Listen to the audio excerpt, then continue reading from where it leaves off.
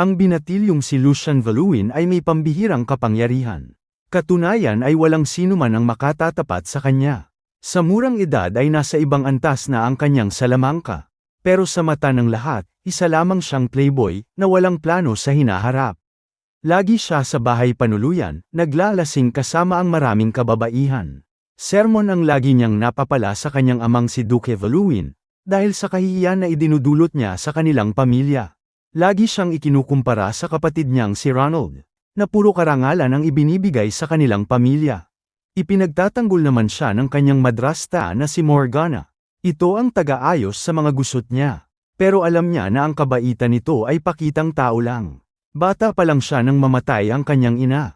Nilason nito ng kanyang madrasta. Pero ang kanyang ama ay naniniwala na sakit ang ikinamatay ng kanyang ina. Narinig niya mismo ang usapan ni Morgana at ng kuya niya. Ang dahilan ng paglason sa kanyang ina ay upang mapanatiling tagapagmana ang kanyang kapatid. Para mabuhay noong panahon na iyon, ay kinailangan niyang magkunwari na walang nalalaman. At hanggang ngayon ay nagpapanggap siya na walang silbi. Pero lingid sa kaalaman ng lahat, lihim siyang nagpalakas para maipaghiganti ang kanyang ina. Sa kabilang dako sa bahay panuluyan, ay naroon si King Aurelian, na nagagalit dahil nakatanggap siya ng alok na kasal mula sa mga barbarian, para sa kanyang nag-iisang anak. Hindi niya kailanman papayagan na makasal sa barbarian ang prinsesa. Sa gitna ng kanilang usapan, isang barya ang bumagsak sa kanilang harapan. Galing ito kay Lucian, na noon ay nasa ibabang palapag. Nang sitahin niya ay tinawag lang siya nitong matanda, at inalok na bibigyan na lamang ng 2 babae. Lalong nag-apoy ang kanyang galit. Kasabay nito, 2 barbarian ang nasa labas, at nambabastos ng babae. Bago makatakbo ang babae ay nahuli uli ito gamit ang magic. Dumating ang nobyo nito, at nagtangka na lumaban. Pero sadyang malakas ang mga barbarian, at kaagad natalo ang nobyo. Nakita ito ng hari kaya kaagad niyang inutusan si Cale, ang pinakamagaling na salamangkero sa kaharian. Naramdaman din ito ni Lucian. Palihim niyang ginamitan ng mahika ang barbarian. Ilang baging ang pumulupot sa paa ng isa, at banitin patiwarik. Ang isa naman ay iniangat, at itinali sa krus gamit ang matitinik na baging. Nakaligtas ang babae. Nasaksihan nito ni Cale at labis siyang namangha. Pagbalik ay sinabi niya sa hari ang mga nakita. Ibig sabihin ay may isang tao sa kaharian ang nakahihigit sa kapangyarihan niya. Naisip nila si Rose Knight, isang di kilalang tao na palihim na tumutulong sa mamamayan. Nagkaroon ng pag-asa ang hari, na hindi sila tuluyang masasakop ng mga barbarian. Inutusan niya si Cale na subukin ang lahat ng binata, mula sa maharlikang angkan. Balak niya na magkaroon ng magic arena, at ang mananalo ay siyang ipapakasal niya sa prinsesa. Kaagad na inumpisahan ni Cale ang kanyang misyon. Una niyang pinuntahan ay si Cedric, kaya lang isang atake lang niya, ay bagsak agad ito. Gayun din ang mga nangyari sa iba pang nasa listahan. Lahat sila ay walang pakinabang.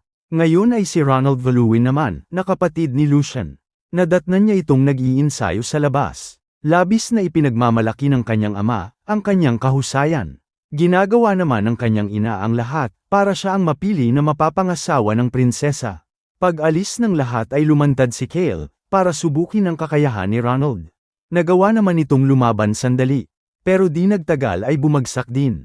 Class A ang naging hatol niya, ibig sabihin may kaunting silbi. Huli sa listahan ay si Lucian. Ayaw niya na sana itong pag-aksayahan ng oras, pero dahil nasa listahan ay pinuntahan niya na rin. Nadatnan niya ito na naliligo. Pinatulog niya ang babaeng nagmamasahe, saka pinalitan ng hindi man lang nito namamalayan. Napansin niya ang kwintas na nasa mesa. Isang top-grade crystal, na kayang palakasin ang kapangyarihan hanggang 10 beses. Naisip niya na hindi ito bagay sa binatilyong walang silbi, kaya kinuha niya saka umalis. Pero hindi pa siya nakakalayo, ay nasundan siya ni Lucian.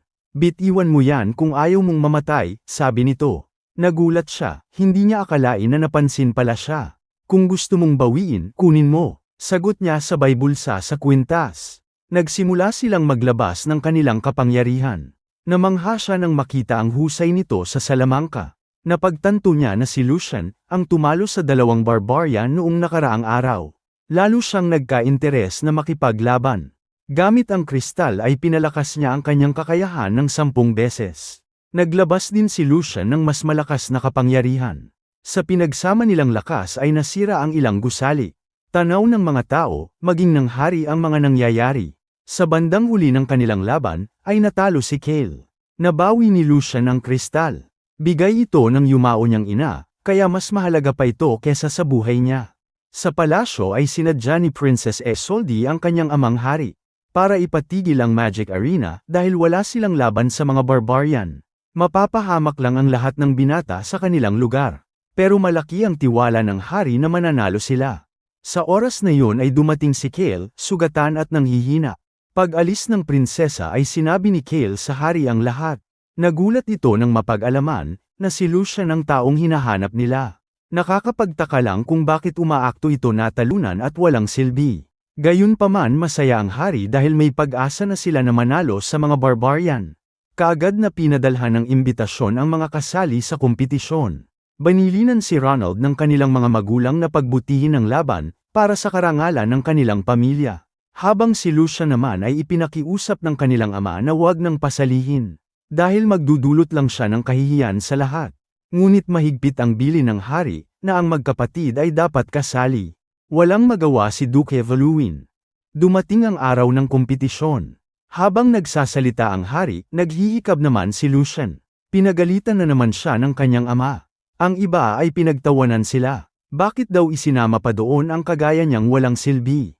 Kinutya din siya ni Princess Isolde at alalay nito. Dahil kahit sa unang round daw ay hindi siya makakalusot. Pero ang lahat ng ito ay nginitian niya lang. Sinigurado naman ni Ronald sa sarili na siya ang mananalo. Sa unang round ang maglalaban ay si Cedric at Lucian.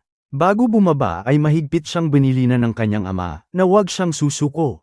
Mas mabuti pa daw na mamatay na lang siya sa laban. Pagpasok ni Cedric ay hinamak siya nito ng husto, pero hinayaan niya lang.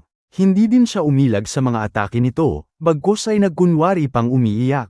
Maya-maya lang ay kinuha niya ang puting panyo, saka inihagis pataas tanda ng pagsuko. Talaga namang galit na galit ang kanyang ama. Ilang sandali pa ay biglang nagdilim ang paligid. Dumating ang mga barbarian sa pangunguna nina Prince Bjorn, Prince Magnus, at Prince Valerian. Tatlong prinsipe mula sa tatlong kaharian. Gusto nilang sumali sa Magic Arena para makuha ang kamay ng prinsesa. Inaasahan naman talaga ng hari ang pagdating nila. Natakot ang mga tao kaya pilit silang pinaalis. Pinayuhan ni Kale ang hari na anumang marahas nilang hakbang ay hahantong sa digmaan. Kaya nagdesisyon si King Aurelian na tanggapin sila bilang bisita, at payagan na sumali sa Magic Arena. Unang sumabak si Prince Bjorn. Hinarap siya ni Cedric. Binalaan siya ni Lucian na wala siyang laban dito, pero hindi siya nakinig. Nagpakawala siya ng apoy, at inakala na natalo niya agad ang kalaban.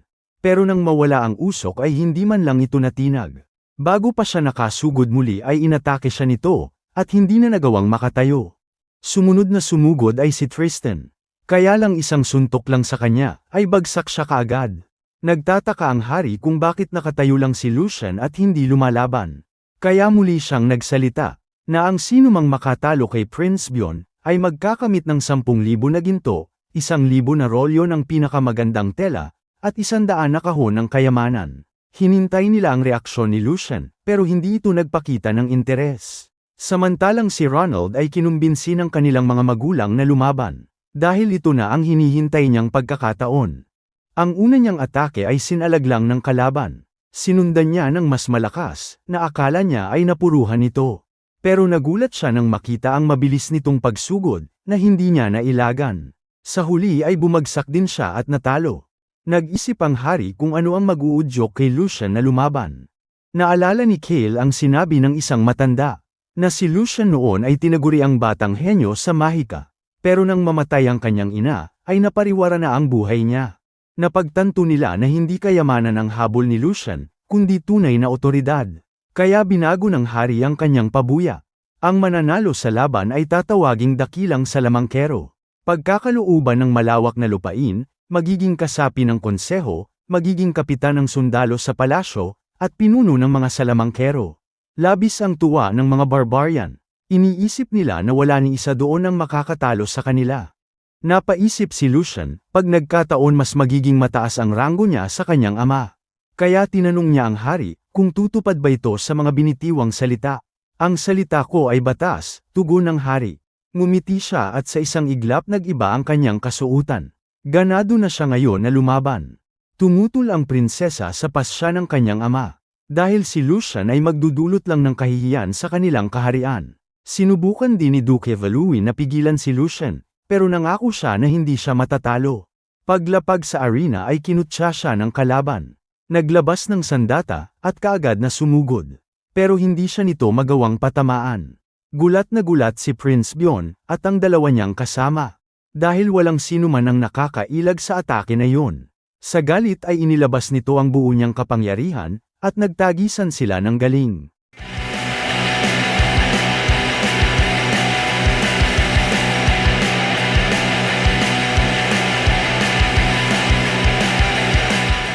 Sa huli ay natalo si Prince Byon. Hindi na nito nagawa pang makatayo. Tuwang-tuwa ang hari sa nasaksihan. Nagulat din ang prinsesa sa nakita. Ang kanyang ama ay sumisigaw, at ipinagmamalaki na siya bilang anak. Hindi makapaniwala si Ronald, maging ang mga tao sa paligid. Si Morgana na inakalang nagtagumpay na gawin siyang walang silbi, ay parang sinakluban ng langit sa pagkadismaya. Sumunod na pumasok sa arena ay si Prince Magnus. Kaagad itong naglabas ng itim na mahika, at nagsimula silang maglaban.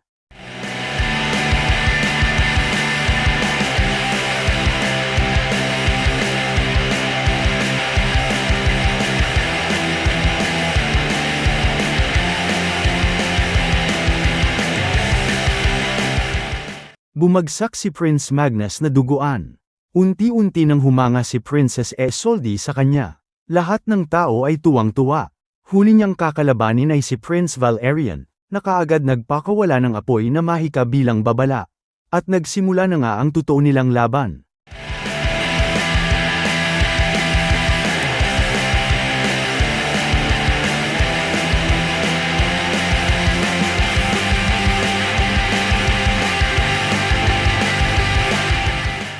Sa huli ay nasaksak niya ng espada sa dibdib si Prince Valerian, at bumagsak din gaya ng iba.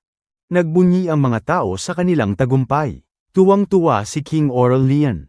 Maging si Princess Isolde ay hindi maitago ang saya. Hindi makapaniwala ang mga barbarian sa kanilang pagkatalo. Nagbanta na babalik para sa madugong labanan. Itinanghal siya ng hari bilang Grand Champion. Lubos na siyang ipinagmamalaki ngayon ng kanyang ama. Banilinan na hindi na siya pwedeng bumalik sa bahay aliwan. Samantalang ang kanyang madrasta ay hindi maipinta ang mukha. Nangakong nababawiin ang lahat ng inagaw sa kanila. Ang bilin ng ama ay hindi natupad ni Lucian. Dahil ngayon ay nasa bahay panuluyan uli siya, para gunitain ang araw ng kamatayan ng kanyang ina. Isinumpa na pagbabayarin ng lahat ng may kasalanan. Nilapitan siya ng may-ari ng panuluyan, at inalok ng mga babae. Pero tumanggi siya at kaagad itong pinaalis. Naroon din ang hari at si Cale, nagmamatsyag sa kilos niya. Nilapitan siya ng mga ito at binati. Naalala niya na ito ang matanda na minsan niyang nakita sa lugar na iyon. Casual lang siyang nakipag-usap dahil hindi niya alam na ito ang hari. Tinanong nito kung bakit wala siyang kasamang babae doon. Ipinagtapat niya na ang pagiging playboy ay palabas niya lang. Ngayon na nakatakda na siyang ikasal sa prinsesa, ay kailangan niya ng magbago dahil magagaalit ang hari. Sinabi nito na kailangan pa rin niyang magsaya sa buhay. Kahit daw magalit ang hari, ay sagot daw siya nito. Natawa siya sa narinig. Nagkapalagayan sila ng loob, at nangako na ituturing ang isa't isa bilang magkapatid. Kung may kailangan ka magsabi ka lang, ako ang bahala, dagdag pa ng hari. Ipinaalam ni Ronald sa kanilang ama, na nasa bahay panuluyan na naman si Lucian. Galit na galit ito. Pagtataksil sa bayan ang kanyang ginagawa dahil ikakasal na siya sa prinsesa. At buong ang kanila ang mapaparusahan. Kaagad silang pumunta sa bahay panuluyan. Sa bungad pa lang ay nagwala na si Duke Valuin, at iniutos na halughugin ang bawat silid. Nagbanta na mamamatay ang sinumang kumilos ng masama. Itinuro ng may-ari ng panuluyan kung saang silid naroroon si Lucian, kasama ang tinatawag daw nitong Big Brother. Narinig ni Cale ang kaguluhan kaya lumabas siya. Kaagad niyang sinabi sa hari ang kaganapan, kaya mabilis silang nakaalis. Pagdating ng pamilya ni Lucian ay mag-isa na lang siya sa silid. Sangkatutak na sermon ang inabot niya. Nang magkaroon ng pagkakataon ay sinumbatan niya ang kanyang ama. Kung bakit hindi nito maalala ang araw ng kamatayan ng kanyang ina. At kung bakit hindi siya pinaniwalaan na nilaso nito ng kanyang madrasta. Kung hindi siya nagpanggap na walang silbi, siguradong matagal na rin siyang patay. Sa likod ng pinto naroon ang hari at lihim na nakikinig. Lubos nitong naintindihan ang dahilan ng kanyang pagpapanggap. Sa mga sinabi ni Lucian ay inakusahan siya na nahihibang, at hindi nababagay na maging asawa ng prinsesa. Kaya balak nila na kausapin ang hari, para ipalit si Ronald sa lugar niya. Nang banggitin niya ang Big Brother na handang magtanggol sa kanya, ay ininsulto lang nila ito. Isa din daw itong walang silbi na gaya niya, at nararapat lang na mamatay. Tinutukan pa ni Morgana ng espada, saka sinabi na siya mismo ang pupugot sa ulo nito. Paglabas ng sinasabing Big Brother ay nagulat sila sa nakita. Dahil ang ininsulto nila ay ang hari. Si Lucian ay nagulat din nang malaman na ito pala ang hari. Lumuhod ang tatlo at nagmakaawa para sa kanilang mga buhay. Alam nila kung gaano kabigat ang parusa sa nagawa nilang kalapastanganan. Dahil sa pag-insulto, pagtutok ng espada, at sa balak na pag-agaw sa lugar ni Lucian, ay kamatayan ang hatol kay Morgana. Lalong hindi sila magkamayaw sa pagmamakaawa. Pero nakiusap si Lucian sa hari na kaawaan ang tatlo. Kahit hindi naging maganda ang turing ng mga ito sa kanya, pamilya pa rin niya sila. Pinakinggan naman ng hari ang kanyang hiling. Sa halip na kamatayan, ay hahagupitin na lang sila ng 50 beses. Dumating ang araw ng paggawad ng gantimpala kay Lucian. Tatawagin siyang dakilang salamangkero, bibigyan ng mga lupain, at magiging kasapi ng konseho. Sa dami ng gantimpala, may iba na nagpahayag ng pagtutol. Nagsalita si Prime Minister Liz Andre, ama ni Morgana. Sinabi na si Lucian ang pinakalustay at walang silbing tao sa kanilang kaharian. Makakasira ito sa kanilang reputasyon, kung siya ang mapapangasawa ng prinsesa. Lumapit naman ang ama ni Lucian. Sa pagkakataong ito ay para ipagtanggol siya. Hindi niya maitago ang kanyang saya. Ngunit karamihan sa mga naroon ay pabor sa ministro. Hiniling nila na imbestigahan muna ang katauhan ni Lucian, bago igawad ang kanyang gantimpala. Maging ang prinsesa ay tutol na mapang-asawa siya. Walang nagawa ang hari kundi pahintulutan ng imbestigasyon. Pag-alis ng lahat ay kinausap ng ministro si Morgana at Ronald. Kailangan nilang suhulan ang mga matataas na opisyal para pumanig sa kanila. Pagkatapos ay pinuntahan ng ministro si Princess Isolde upang bigyan ng handog. Nabalitaan kasi niya na nahuhumaling ang prinsesa kay Rose Knight. Kaya binigyan niya ito ng obra na gawa daw mismo ni Rose Knight. Sobrang tuwa nito sa natanggap. Sinabi niya rin na kung papanig ito sa kanya, ibibigay niya si Rose Knight bilang kanyang mapapangasawa. Pumayag agad ang prinsesa. Humingi naman ng tawad ang ama ni Lucian sa kanya, sa lahat ng pagkukulang nito. At nangako na tutulong sa kinakaharap niya ngayon. Pag-alis ng ama ay may kinuha siya sa bulsa, isang gintong rosas. Siya pala ang itinuturing na bayani ng lahat, na si Rose Knight. Nung gabing yun pinuntahan ni Ronald si Mercer, leader ng mga samahan doon. Sinuhulan niya ng isang kahon na ginto, para tumistigo sa korte laban kay Lucian. Inutusan niya rin na kumuha ng iba pang testigo, na gagawa ng mapanirang kwento ayon sa ibinigay niyang sulat. Kaagad namang pumayag si Mercer. Pag-alis ni Ronald ay nagpakita si Rose Knight. Malaki ang utang na loob ni Mercer dito, dahil iniligtas nito ang buo niyang pamilya noon. Lahat ng tao sa lugar nila ay tinutulungan ni Rose Knight. Binigyan siya ng gintong rosas saka sinabi, na kung may makikita silang ganitong bulaklak, nangangailangan ito ng kanilang tulong. Ipinangako naman niya na kahit buhay nila ay handa nilang ibigay. Kinabukasan ay nag-umpisa na ang paglilitis. Sinigurado ni Ministro Liz Andre sa hari, na marami siyang testigo na magpapatunay sa masasamang gawa ni Lucian. Unang nagsalita si Mercer. Inakusahan niya si Lucian na nangutang ng 380,000 ginto sa kanilang samahan, at ayaw nitong magbayad. Iniabot niya pa sa hari ang listahan bilang katibayan. Pero nang lapitan siya ni Lucian, at ipakita ang gintong rosas ay binago niya ang salaysay. Ipinagtapat na sinuhulan lang siya para magsinungaling. Nagalit ang ministro at pinalabas na wala siya sa tamang katinoan.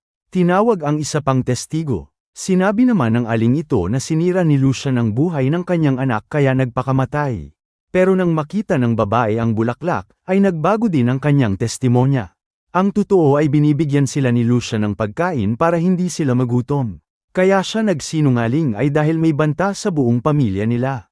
Ang huling testigo ay isang dalaga mula sa bahay panuluyan. Pinagsamantalahan daw siya ni Lucian. Pero nang makita ang gintong rosas, ay binago din niya ang testimonya, na wala talagang ginawa sa kanya si Lucian. Hindi maipaliwanag ng ministro sa hari, kung ano ang nangyayari sa kanyang mga testigo. Basta pag nakikita nila ang rosas na ginto, ay nag-iiba ang kanilang testimonya. Nang makita ito ng prinsesa ay napagtanto niya, na si Lucian ang hinahanap niyang Rose Knight. Ipinagtapat ng mga testigo na sinuhulan sila ng ministro para magsinungaling. Ipinakita din ni Mercer ang sulat na bigay sa kanya bilang katibayan. Sa nangyaring ito, ay kamatayan ang ipinataw na parusa kay Ministro Lisandre, at kay Morgana. Ngayon ay tuluyan ng nalinis ang pangalan ni Lucian. Ipinagkaloob sa kanya ang nakatakdang pabuya. Pero ang tungkol sa kasal, ay nakiusap siya na ipagpaliban muna. Dahil kailangan muna niyang makausap ang prinsesa. Pinuntahan niya ito sa silid. Inamin niya na nagsinungaling siya, at ginamit ang hari para matupad ang kanyang paghihiganti. Iniabot niya ang punyal. Kung kamatayan ang parusa sa kanya ay malugod niyang tatanggapin.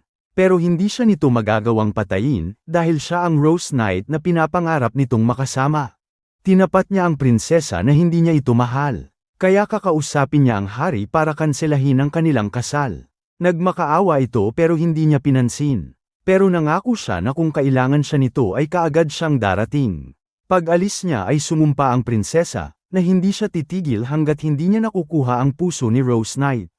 Huwag niyo po sanang kalimutan na mag-like at mag-subscribe sa aking channel para sa iba pang video. Maraming salamat po sa inyong oras at suporta.